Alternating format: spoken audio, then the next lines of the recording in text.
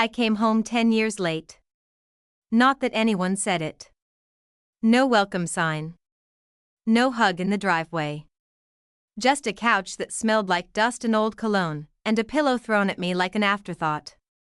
My name's Carol Callahan. I served 2 tours in Iraq, 1 in Afghanistan. I was military police. I came back with a limp, a back full of screws, and a head that never quite stopped spinning. I hadn't been home for Christmas in a decade. I thought that mattered. My mother, Diane, had set the table like it was a catalog shoot, polished silverware, 3 different pies, ham glazed to perfection. Everything sparkled, except the people. My father, Frank, barely said 2 words since I arrived. He folded his napkin with the precision of someone avoiding eye contact. My sister, Kelsey, 28, floated in and out of the room, talking about Bitcoin and a friend's hot tub in Miami. I didn't say much. I never do anymore. I watched the fireplace flicker and tried to pretend this was home. Dinner started quiet, tense in the way only families can be. Frank passed the mashed potatoes without looking up. Diane carved the ham like it owed her money. Kelsey scrolled on her phone, laughing softly at something none of us could see. Then Diane raised her wine glass. To family, she said, her lipstick smudged just a little on the rim, and to finally moving on from burdens that drag us down. It took me a second to realize what she meant. No one looked at me, not even Frank. You're not a hero, Carol, Diane added. You're a burden. You don't belong in this house anymore. I froze, fork halfway to my mouth. The cranberry sauce on my plate suddenly looked like something else, pooled, congealed. I thought I was imagining it. I waited for someone, anyone, to push back, to say, Mom, what the hell? But they just kept eating, or pretending to. I set my fork down slowly. Excuse me? I asked, my voice too calm. That always made her angrier. Diane tilted her head, almost pitying. You came back with nothing but doctor's bills and nightmares. We tiptoe around your moods. And you still haven't paid rent. Rent? I blinked. I sent money home every deployment. We were drowning, she snapped. You don't know what it's like to run a household. I do, I said quietly. Just not one where people pretend I'm invisible. Frank shifted in his chair but didn't speak. Kelsey stared at the table. I looked around at the people I'd given my 20s for and saw strangers. My hand trembled as I reached for my glass. That's when I knew I hadn't come home. I'd walked into a house that no longer had room for me. I didn't say anything at first. I just looked at my mother. Diane had already gone back to slicing ham, as if she hadn't just cut me open with a sentence. Kelsey was tapping her phone again. Frank stared at his plate, like the mashed potatoes held the answer to a war he'd never fought. You know, I said low, I didn't come back here to take anything. I came because it's Christmas. Because I thought family meant something. Family, Diane repeated, not looking up. Means pulling your weight, not sulking around with a bad back and nightmares no one knows how to fix. I didn't expect kindness. I didn't even expect gratitude, but I hadn't expected contempt. You think I wanted this body? I asked. You think I asked for nerve damage and sleepless nights? She set the knife down. It clicked hard against the ceramic plate. You made your choices, Carol. You enlisted. You said you wanted to help us, so help us without dragging us down. I looked at Frank. Dad. He flinched, just barely, then dropped his eyes again. The napkin in his lap had been folded into a perfect square. I turned to Kelsey. Anything to say? She didn't look at me, just took a long sip from her wine glass. I stood up slowly. My legs protested. My back flared, but I made it to standing. I sent money every tour, I said, every single one. I sent it when I was sleeping in tents and brushing sand out of my teeth. You called, crying about the mortgage. I wired it from a combat zone. Diane shrugged. We're still behind, and you being here only makes it worse. You don't work. You don't contribute. I just got out of the damn hospital 6 weeks ago. I'm too tired for this, she muttered, picking up plates. You're a grown woman, Carol. Time to stop sucking us dry. She moved toward the kitchen. The room was silent, except for the sound of silverware being stacked, like it was any other night. I stared at her back, her perfect Christmas sweater, the house she paid off with my hazard pay. I see, I said. So that's how it is. You want the truth? She called from the doorway. You're not needed here. The words didn't even sting anymore. They just confirmed what my gut had been whispering since the day I walked in. Later that night, I sat on the edge of the couch and opened my laptop. I logged into my credit monitoring account. I hadn't checked in months. I didn't expect anything unusual, but then I saw it. A loan, $22,000, taken out 6 months ago. My name, my social, a cosigner listed, Diane Callahan. The stated purpose, vehicle for rehabilitation transport. I didn't own a vehicle. I didn't even have a license anymore. I closed the laptop. My chest was tight. My face was hot. They didn't just erase me. They used me again. I packed in silence. I didn't slam a door or raise my voice.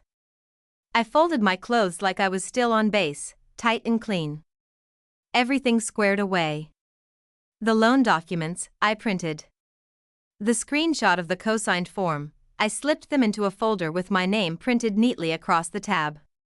Carol Callahan, SSN, ending 1194. No one stopped me. As I zipped my duffel, I heard Diane in the kitchen, running water over dishes. Frank was nowhere to be seen. Kelsey's voice floated from the hallway, something about gas prices and a friend in Scottsdale. When I stepped outside, the porch light flickered once before going out.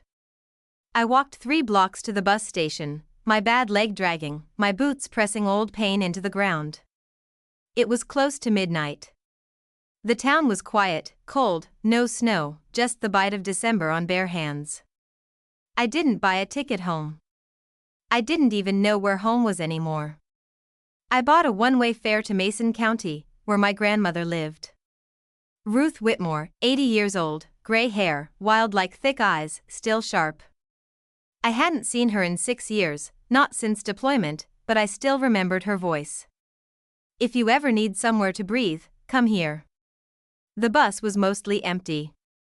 I sat in the back, my coat pulled over my chest, my folder tucked like armor against my ribs. I didn't cry, but I didn't sleep either. We rolled through the dark hills, past frozen fields, towns that blinked and disappeared. When I stepped off in front of her mailbox, it was just past 5 a.m. The sky was violet, bleeding orange at the edge. Her porch light was already on. I didn't knock hard, just once. She opened the door in a flannel robe, eyes soft and unsurprised. Her gaze dropped to the duffel bag, the limp, the bruises I hadn't seen, but she did, and she said 5 words. I knew they'd do this. That was it. No lecture, no fuss, just truth. I broke right there on her porch. I sank to the steps, and she lowered herself with me. She wrapped those bird-boned arms around my shoulders and held me like I was 6 again, scared of thunderstorms and the sound of my parents yelling behind closed doors. Inside, her house smelled like cinnamon and pine saw. The floors creaked in the same places. The radiator clicked. Everything was the same, except me. She didn't ask questions that night, just made up the guest bed with old quilts and set a glass of water beside the nightstand. I slept, not like someone escaping, but like someone being let back in. In the mornings, I sat on her porch swing with black coffee and a blanket over my knees. The soybean fields were stripped for winter, flat and frozen, but the horizon was wide. No one asked me for a favor. No one hinted at disappointment. No one looked at me like I owed them something. It felt strange at first, being allowed to just exist. Veterans don't learn that. We learn to serve, to prove, to earn our place. Stillness felt disloyal. So I started writing. At first, just fragments. Words like ID, burn pit, 24-hour fire watch, Kandahar. Then whole memories came out. Some I hadn't touched in years. Some I had never said aloud. One page just read, they called me a burden, but I carried them for 10 years. 2 weeks into staying with Grandma Ruth, I woke up with something unfamiliar in my chest. It wasn't peace, not yet. It was clarity. I drove her old truck into town, stiff at the wheel, my left leg fighting the clutch like a memory that wouldn't let go. At the VA clinic, a woman at the front desk glanced up with tired kindness. "I want help," I said. She nodded, not surprised, not moved, just like she'd heard it before, and still thought it mattered. That same day, I met with a trauma counselor. She didn't ask me to relive anything, just sat there and let me speak when I was ready. I joined a peer group the following Tuesday. 5 of us, 3 men, 1 woman older than me. One had a prosthetic, one had eyes that never stopped scanning corners. We didn't shake hands. We nodded. After I shared part of my story, just to the edge of it, one guy leaned forward and said, "You don't owe anyone anymore. We already paid." That stayed with me. It echoed in my head later that week when Grandma Ruth came into the living room, holding a long white envelope. Her hands trembled, but her voice was firm. "It's time you saw this." Inside, every letter I'd mailed her from every deployment, yellowing paper, sand still in the folds, envelopes with my handwriting, sometimes smudged, always signed, "Love, Carol." And inside each one, carefully tucked, were photocopies of money orders, each one matching the dates Diane claimed we never got enough. The next morning, I met with an attorney in town. Small office, quiet carpet. He was a veteran, too, Navy. He didn't flinch when I handed him the documents. Identity theft, fraud, emotional coercion. He said, "We can start with a credit freeze and go from there." I didn't want prison time. I just wanted my name back. He nodded. "We'll restore it." Within a week, the VA Loans Department had flagged the account. Within 2, a fraud report was filed. My name was cleared on paper, but the stain still felt fresh under my skin. Kelsey's name appeared fast in the investigation. Cosigner, her IP address, her email trail. Diane's signature wasn't just co-signed. It was forged in my handwriting. The thing about healing is, sometimes it starts with a knock. That knock came the following Thursday. Diane called the landline at Ruth's. I didn't answer. She left a voicemail. "You think you can ruin us after everything we did for you?" I forwarded it to my lawyer. Uncle Dennis texted, "This is going too far." I blocked him. Frank never called, but Kelsey sent a single message. "I didn't know it would hurt you like this. I just needed the money." I was scared. I didn't respond. Some truths don't need a conversation. They just need a boundary. That night, Ruth sat beside me on the porch. She handed me a mug of chamomile and said, "You didn't get justice, baby. You got clarity." Sometimes that's all we ever get. The air smelled like wood smoke. In the distance, someone's dog barked once and stopped. The stars were so many, they pressed down like memory, and for the first time since I'd come home, I didn't feel erased. I felt real. The call came on a Tuesday, late afternoon. I was outside, splitting kindling beside the shed, when Grandma Ruth stepped out, cordless phone in hand. "It's your father," she said, and held it out like something fragile.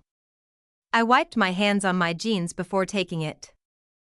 "Hi," I said, voice flat.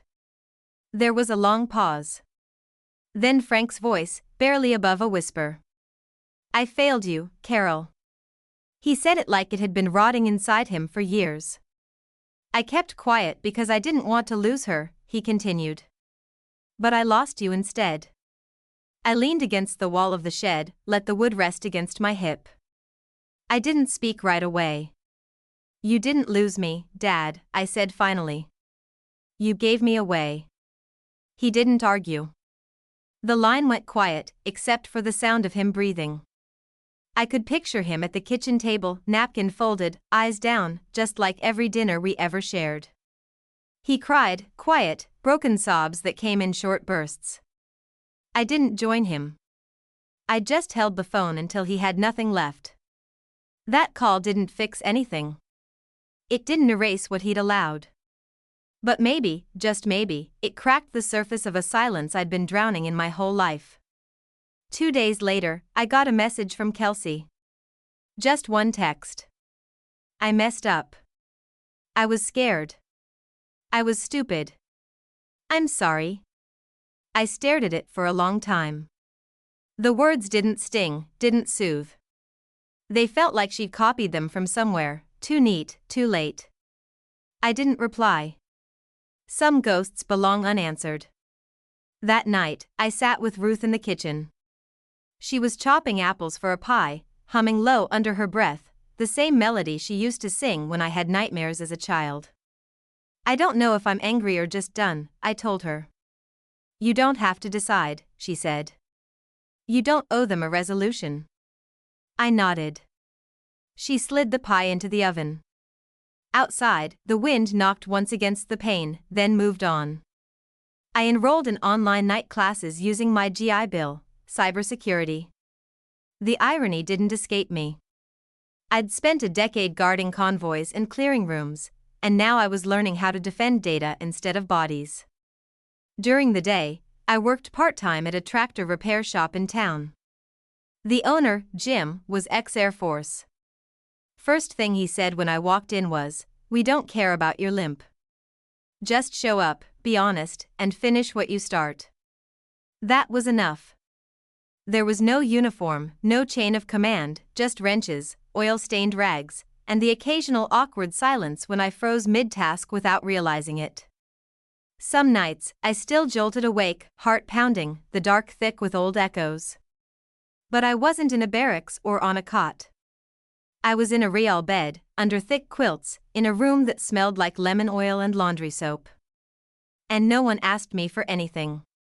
No one watched me like I was using up resources. No one called me a burden. I started to believe I wasn't. One morning, just after sunrise, I sat on the porch swing with a cup of coffee. The soybean fields were turning green again, and the breeze smelled like wet earth. Grandma Ruth joined me, her own mug in hand. She watched the fields for a long time before speaking. You know, baby, she said, you didn't walk away from your family. You walked toward yourself.